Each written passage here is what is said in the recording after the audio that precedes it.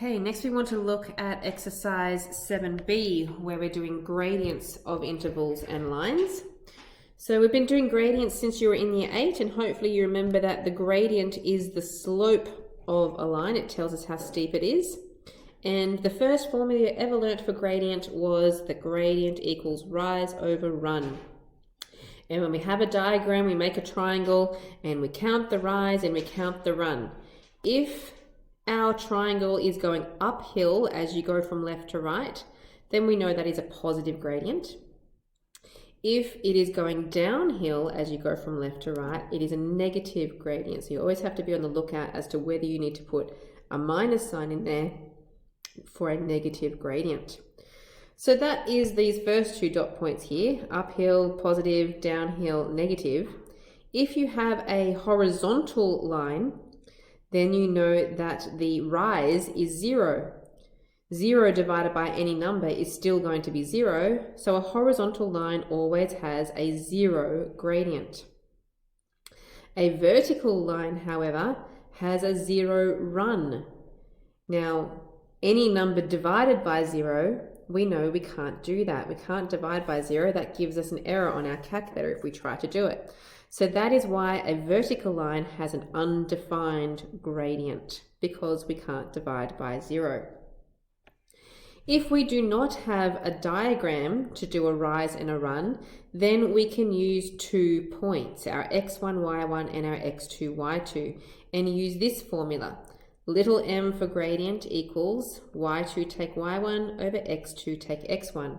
It really is just rise over run, because subtracting the y values gives us the rise and subtracting the x values gives us the run.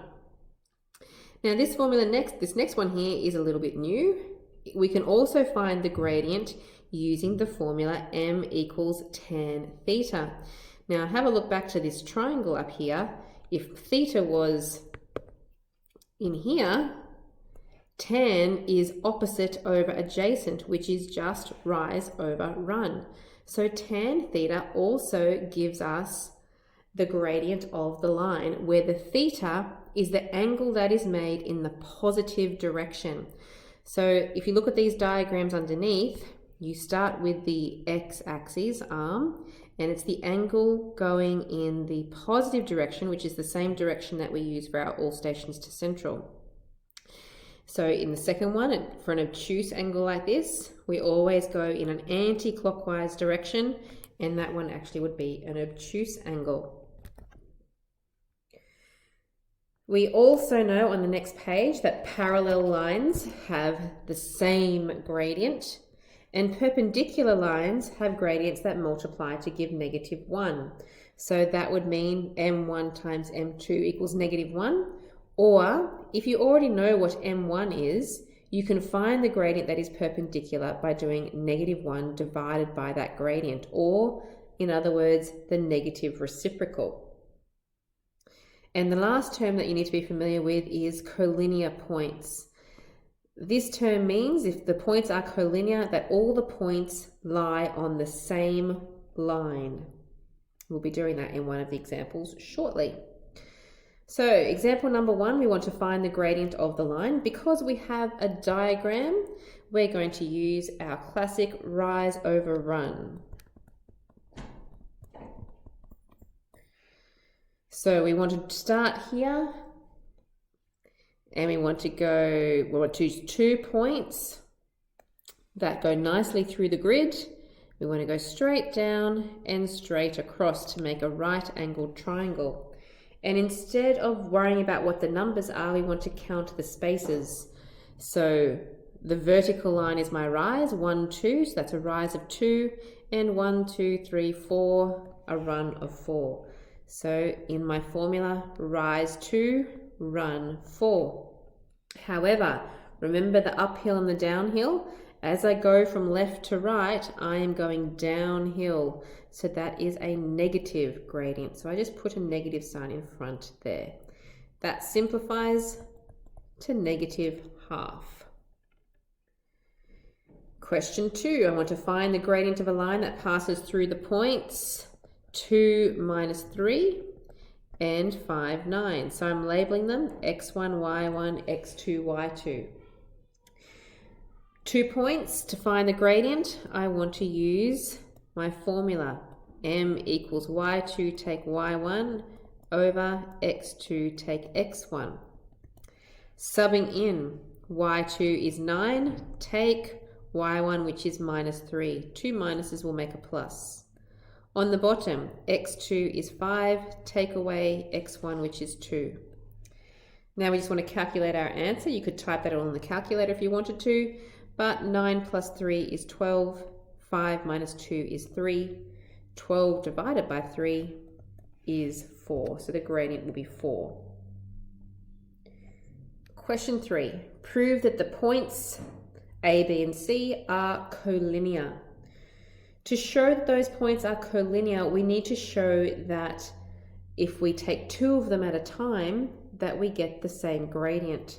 So for example, if I find the gradient between A and B, I'm hoping that that will be the same gradient between B and C.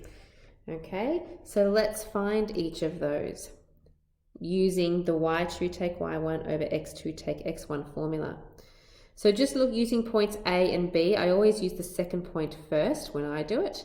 So that's going to be 9 minus -3, which will become a +3, over 5 take away 2. So 9 plus 3 is 12 over 3, which equals 4.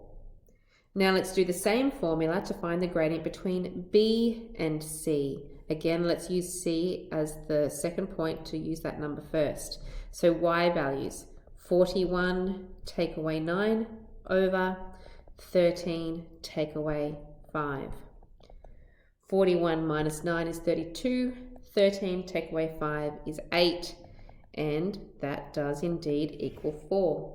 So because the gradients are the same and both of those points are going through the point B, then they must be collinear.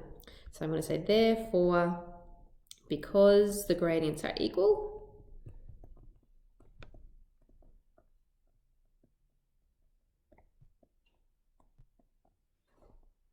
the points are collinear.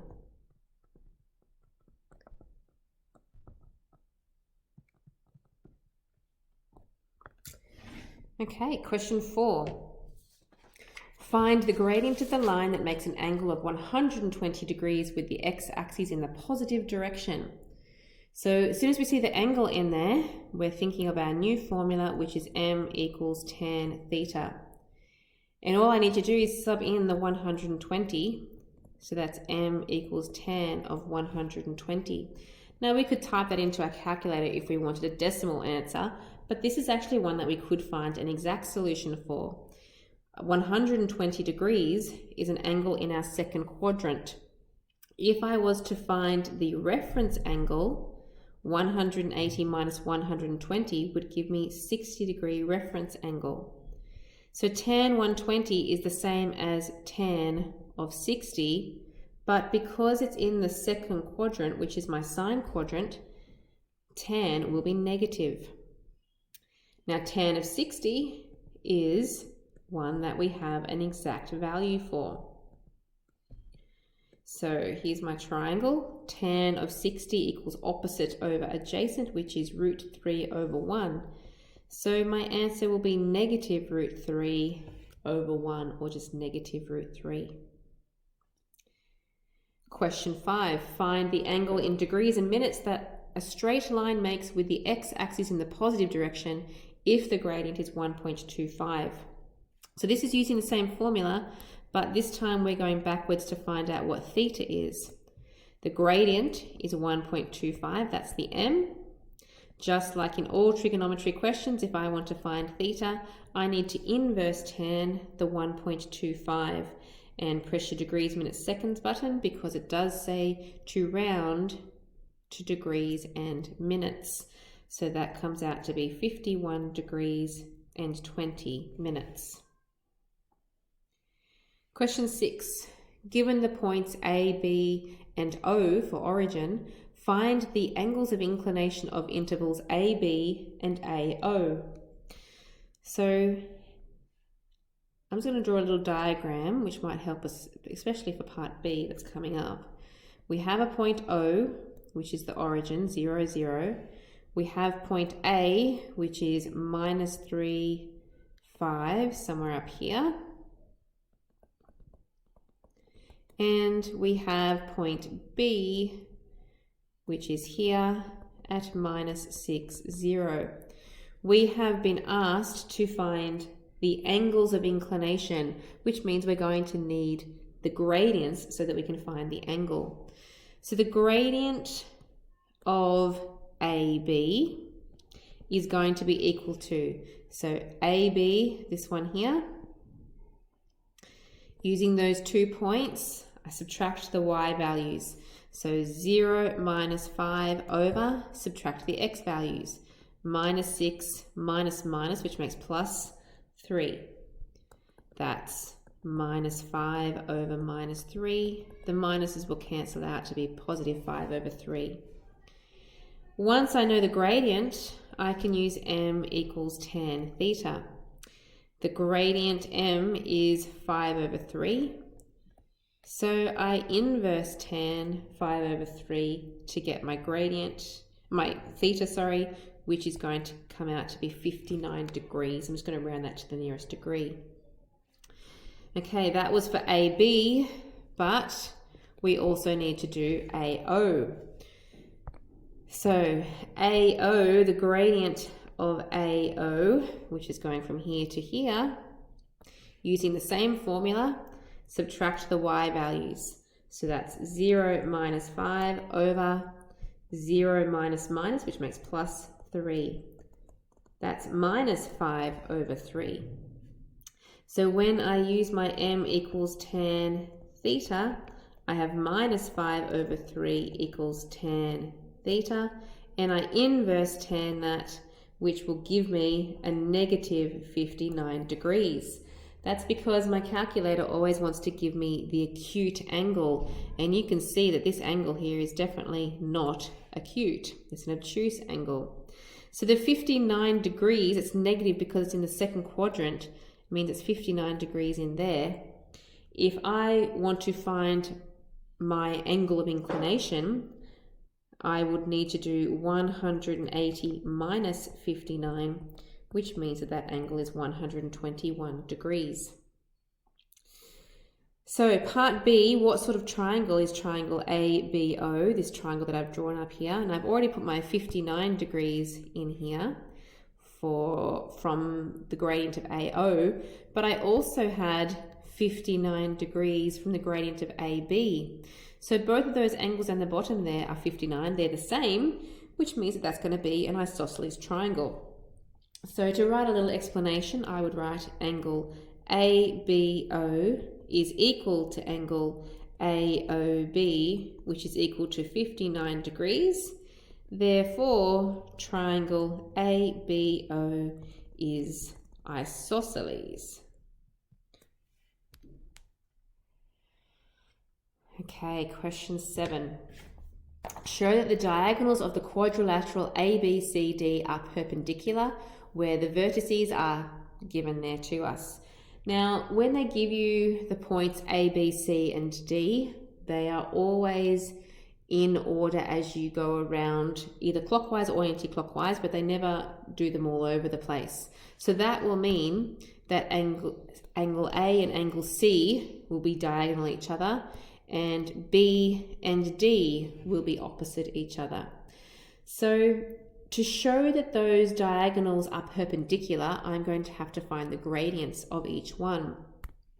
So I'm going to find the gradient of AC, and I'm going to find the gradient of BD. So AC, subtracting the y values, will be minus 3, minus 7, subtract the x values, minus 2, minus 3. So that's minus 10 over minus 5, which will equal a positive 2. Finding the gradient of BD, subtract the y values. 0 minus 6 over 11 minus 1, so it becomes a plus 1. That makes minus 6 over 12, which makes negative a half. If these gradients are perpendicular, then the gradient of AC times by the gradient of BD should be equal to -1. So I have 2 times -1/2. That does equal -1, which means therefore the diagonals are perpendicular.